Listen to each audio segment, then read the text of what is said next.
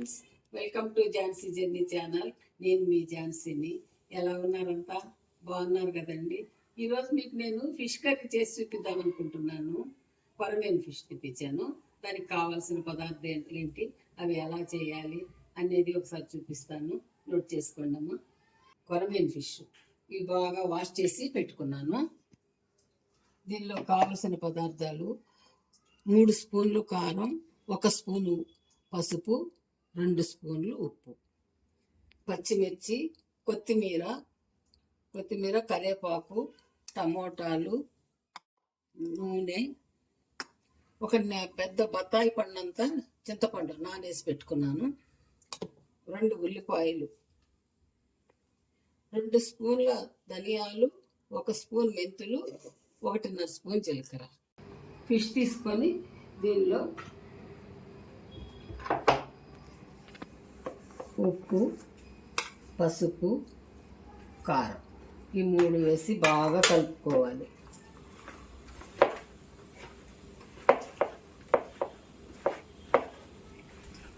బాగా పట్టాలమ్మ ముక్కలకి.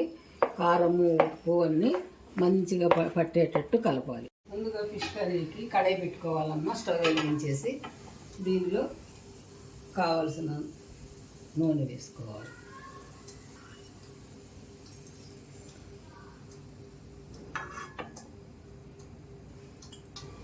ఈ కప్పు తీసుకున్న నూనె పడుతుంది, సరిపోతుంది. 1/4 కప్పు తీసుకున్నాను కప్పుతోటి నూనె. ఇందులో నూనె కాగాక ఉల్లిపాయ వేయాలమ్మా.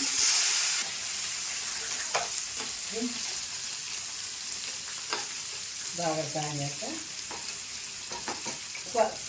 కోసి పెట్టుకున్నాం కదా, పచ్చిమిరపకాయలు కూడా వేయాలి. మరీ అంత ఎర్రగా ఏం అవ్వలేదమ్మా ఉల్లిపాయలు. ఈ విధంగా వేగితే సరిపోతుంది. ఇప్పుడు మనము చేప ముక్కలు వేసుకుంటాం. ఈ మ్యారినేట్ చేసాం కదా, ఈ చేప ముక్కలు ఇలా వేసేస్తాం.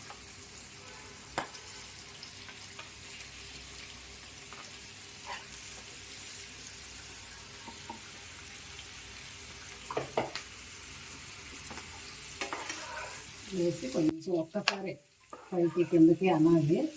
ఈ నూనె అంతా వీటికి కొద్దిగా బాగా పట్టుకుంటుంది అన్నమాట ఫిష్కి. ఇది నెల్లూరు చేపల పులుసమ్మ, చాలా బాగుంటుంది. అందరూ ట్రై చేయండి, చాలా టేస్ట్ ఉంటుంది. ఇప్పుడు టమోటాలు వేసేయాలి.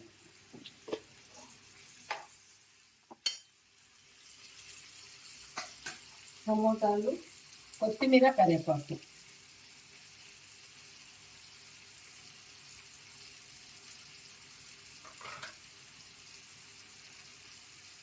చింతపండు తీసేసి పోసేసి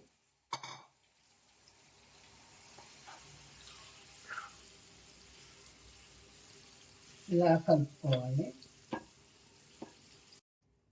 ఇలా చింతపండు గుజ్జు పోసుకోవాలమ్మా. చేప ముక్కలు మునిగే వరకు చింతపండు గుజ్జు పోసుకొని మూత పెట్టుకోవాలి. ఈ సైడు స్టవ్ ముట్టించేసి చిన్న కడాయి పెట్టాలి. గిన్నె పెట్టి ఇవి ధనియాలు,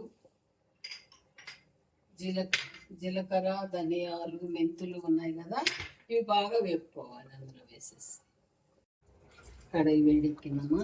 ఇందులో ధనియాలు,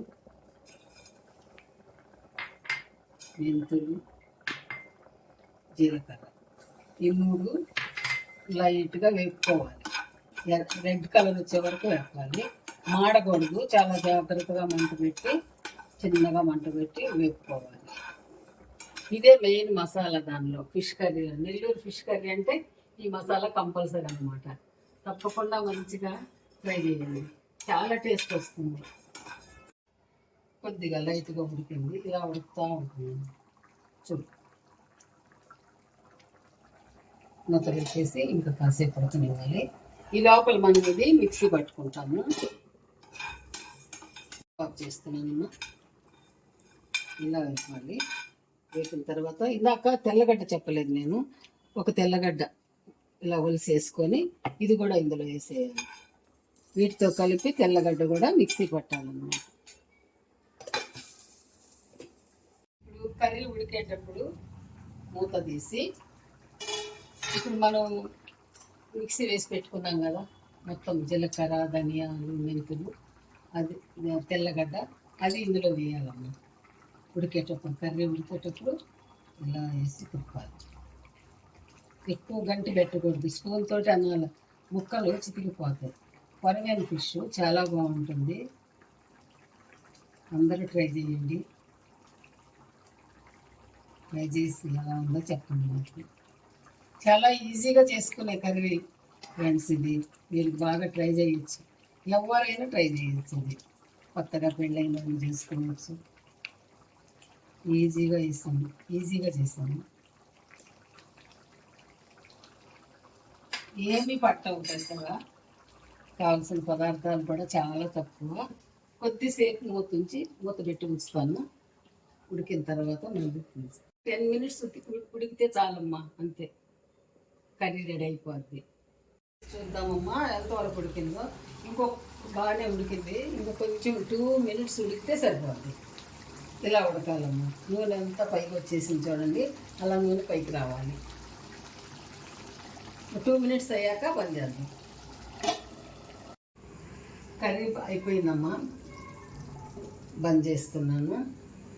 అందరూ ట్రై చేయండి, ఎలా ఉందో చెప్పండి. చాలా బాగుంటుంది, అందరూ ట్రై చేసి తప్పకుండా. ఈజీ కర్రీ, తొందరగా అయిపోతుంది, ప్రాబ్లం ఏం లేదు.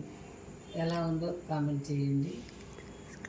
ఓకే ఫ్రెండ్స్, సబ్స్క్రైబ్ చేయని వాళ్ళు ఎవరన్నా ఉంటే సబ్స్క్రైబ్ చేసుకోండి, లైక్ అండ్ షేర్ చేయండి అమ్మా. Bye bye bye bye.